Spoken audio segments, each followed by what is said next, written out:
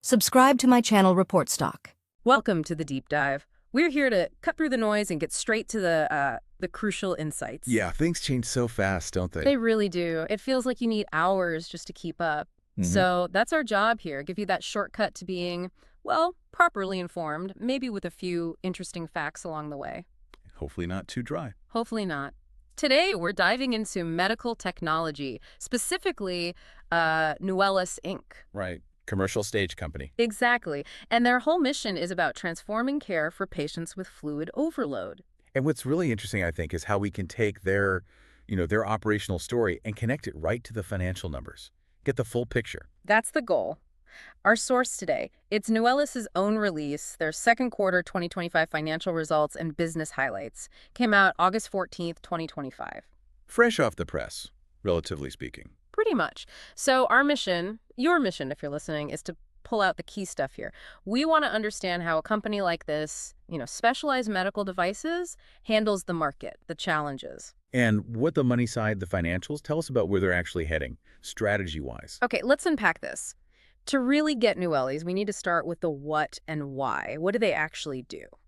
At the core, it's this product, the Aqueduct SmartFlow system. Yeah. It's clinically proven technology. Its job is removing excess fluid hypervolemia, fluid overload from patients. So a really specific, important health problem. Exactly. And if you think big picture, it's about addressing a critical need for certain patients.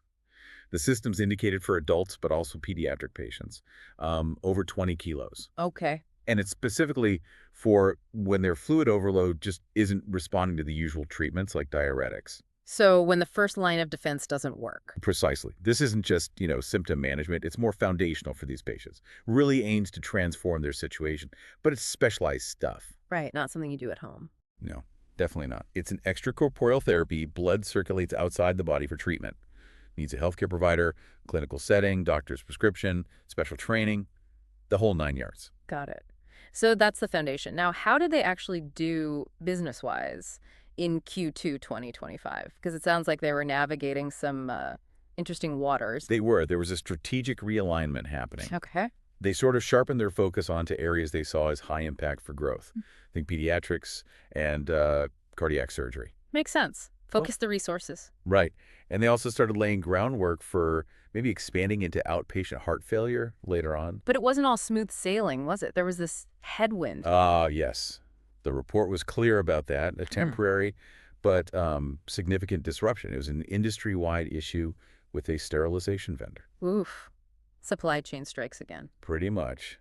The CEO, John Erb, he made a point of saying they reacted fast, prioritized patients, kept the momentum going. Shows operational discipline, Yeah, that's crucial. But it must have hit the revenue. It did. Revenue for Q2 was $1.7 million. Down from Q. $2.2 million in Q2 last year. And they directly linked that drop to the sterilization delay. So, important point. It wasn't a demand problem. Exactly. The report frames it as an external, temporary supply issue they had to manage. And despite that, they actually made progress elsewhere. Like the pediatric side. Yeah, that remained a key driver. Yeah. Still seeing sustained demand there. They actually grew the number of pediatric centers using Aqueducts. Oh, really? Up to 47 centers now. Added 2 new ones just in Q2 down in the southeastern U.S. Okay, so growth continued in key areas. And they made operational moves too. They have a plan, executed actually, to outsource their manufacturing. To A company called KDI Precision Manufacturing. Looks like move for efficiency. makes sense. And IP. Anything there. Yep, they expanded their patent portfolio, got a new U.S. patent granted. It covers a specific fluid bag design they have, one that passively drains when it's full. Interesting. So building value there, too. Right. It all points to, long-term thinking, even when dealing with short-term hits. They're not just reacting, they're building. And the CEO, John Erb, you mentioned him. His quote was something like, "Yeah, we faced a temporary headwind, but our response showed our discipline and commitment." That's the gist of it. He sounded confident they have the right strategy for the long haul. It does sound like they're playing a bit of financial chess, maybe. Sacrificing upon the short-term numbers for a better position later? Could be a way to look at it. Okay, let's dive into those numbers then. Decode the Q2 financials. Gross margin first. Right, so that took a hit. It contracted to 55.5% in Q2 this year. Down from some. It was 67.2% in Q2 2024. Quite a drop. And the reason? Still that sterilization issue. Primarily, yes. They explained it as underabsorption of fixed overhead. Basically, lower production volumes meant those fixed costs got spread over fewer units, made each one look more expensive to produce on paper. Okay, that makes sense. What about operating expenses? SG&A. Selling, general, and admin, SG&A. That was pretty flat. Came in at $3.2 million, basically the same as last year. Flat? Okay. But R&D? That went up. Research and development spending was $675,000. Compared to? $558,000 in Q2 2024. So a noticeable increase there. So total operating expenses were up slightly? Just slightly. $3.9 million total, which is only a 2% increase over last year. But you can see that strategic choice: keep general costs flat, but invest more in R&D. Right.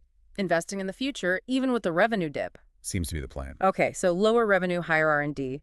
That leads to the operating loss. Correct. The operating loss increased. It was $2.9 million for the quarter. Compared to $2.3 million last year. Exactly. Now, here's where it gets, really interesting if you're trying to read these reports. The net loss. The bottom line number. Right. Net loss attributable to common shareholders. It was $12.6 million. Wow, okay. Compared to? $7.7 million in Q2 2024. So on the surface, a much bigger loss, right? Yeah, sounds like it. But, the loss per share, basic and diluted, actually went down dramatically. Down, how does that work? Bigger total loss, smaller loss per share. Went from $791.82 per share loss last year to $60.99 per share loss this year. Okay, explain that. That seems totally counterintuitive. It does. But this is that aha moment for understanding financials. The key is the denominator, the number of shares. The weighted average shares outstanding absolutely ballooned. Went from about 9,755 shares in Q2 24 to over 205,000 shares in Q2 25. So they issued a lot more stock. A lot more. So yes, the total loss pie was bigger, but it was sliced into way, way more pieces. Dilutes the loss per piece, per share. Okay, that makes sense. And it tells you something about how they're funding things. Exactly. It's a huge indicator of capital raising activity. Which brings us to cash. What did their cash position look like? End of June 2025, they had $4.5 million in cash and cash equivalents. And debt. Still debt-free, which is notable. And they did raise capital during the quarter. They did. Yeah. Successfully completed a $5 million gross capital raise. That ties right back into that jump in shares outstanding we just talked about. Right, selling stock to bring cash in. It really raises that core question, doesn't it? Yeah. How do you balance investing in growth like R&D, expanding centers, against these immediate revenue hits and, well, the need to keep the lights on? Yeah, that capital raise looks pretty crucial for bridging that gap, funding the vision. Definitely. Okay, so let's peek under the hood a bit more. The balance sheet, any big shifts there besides the cash? Oh, yeah. Cash, like we said, down slightly from the end of 2024. About $5.1 million then, $4.45 million end of June. Accounts receivable down, inventories up. Correct. Receivables down, inventory up.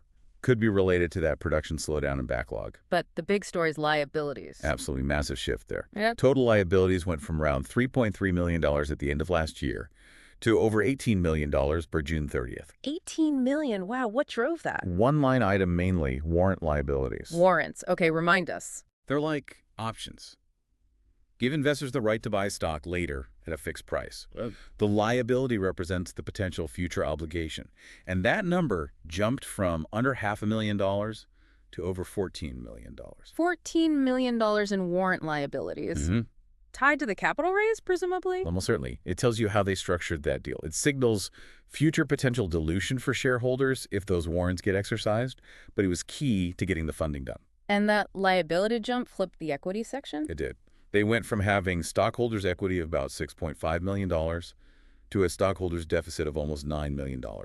Big swing. That definitely paints a picture of the financing structure. Okay, so with all that balance sheet action, what about cash flow? How did the cash actually move? Looking at the first 6 months of 2025 versus 2024, cash used in operations was actually less this year. Less cash burn from day-to-day stuff, even with the bigger net loss. Yeah, about $4.6 million used in operations this year, compared to $5.6 million last year. So some improvement in operational cash management, it seems. Interesting. And financing? Cash provided by financing activities was higher this year. Around $4 million came in. Mostly from selling that stock and warrants we discussed. Exactly. Compared to about $2.9 million raised through financing in the first half of 2024. So net effect on the cash balance for the 6 months? Overall, a net decrease in cash, but not huge. Hmm. About 645,000 used over the 6 months, which lands them at that $4.45 million cash balance we mentioned. Okay. So the cash flow story shows they managed operations relatively well cash-wise, and the financing activities plugged the gap. That's a good summary. It shows how they funded the operations and the strategic moves like R&D despite the revenue hit. Right. So let's try and tie this all together for you listening. What's the takeaway? We've got NUWE US, right? Focused mission, innovative product, the Aqueduct system. Definitely tackling fluid overload. But they hit this temporary yet pretty impactful snag with a sterilization vendor issue, an external problem. Right, caused a revenue dip. But at the same time, they're pushing forward strategically, growing in pediatrics, getting new patents, outsourcing manufacturing. And raising capital to fund it all. Exactly. So the report shows this real balancing act. You see these financial losses, which, can look stark. Especially that net loss number. Right. But then you weigh that against the strategic actions they're taking for the longer term. Expanding centers, R&D investment, operational efficiency moves. It's really a snapshot of a company in transition, you could say, adapting to a challenge while trying to build for what's next. So the provocative thought for you, the learner, is this. What does NUWE's Q2 tell us about the life of these specialized medtech companies? They're innovative, tackling crucial problems. But they face these unique vulnerabilities, right? Market conditions, supply chains. Exactly. So how do companies like this strike that balance between the current numbers, the immediate financial performance, and those critical long-term investments? The R&D, the market building, the commitment to patients, especially when something unexpected throws a wrench in the works. What really stands out to you about how NUWE US is positioning itself? And what does it signal about just how resilient companies need to be in this kind of cutting-edge field? Subscribe to my channel Report Stock.